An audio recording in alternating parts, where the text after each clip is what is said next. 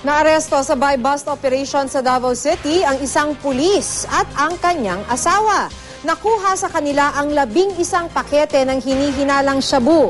Iginiit naman ng mga suspect na wala silang kinalaman sa iligal na droga. Makibalita tayo kay John Paul Siniel ng GMA Davao. Nakakulong ngayon sa Santa Ana Police Station sa Davao City si SPO1 Abdul Ghani Baitang at misis niyang si Leonida. Naaresto ang mag-asawa sa isang buy-bust operation ng Davao City Police Office kahapon. Isang hindi pinangalanang residente ang nagsumbong daw sa pulisya tungkol sa pagbibenta umano ng droga ng mag-asawang Baitang sa Barangay 21-C. So pag buy-bust natin, itong mismong lalaki ang nagbigay sa kanya, sa atin ng shabu. Ayon naman sa naarestong pulis, wala siyang alam sa gawain ng kanyang misis na umano'y may-ari ng nakumpiskang 11 pakete ng hinihinalang shabu.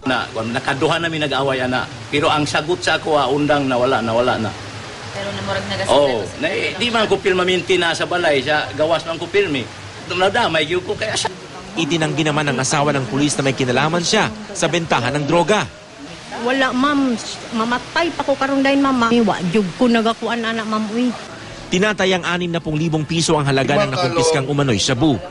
Dismayado raw ang mga kabaro ng naarestong pulis dahil parang nasayang daw ang 34 na taon niya sa serbisyo. Although, siyempre, kabaro namin, masakit para sa amin yun. But unfortunately, hindi na maganda yung kanyang ginawa. Even the higher headquarters, medyo masama rin ang kalooban doon. Isinailalim na sa inquest proceedings ang mag-asawa.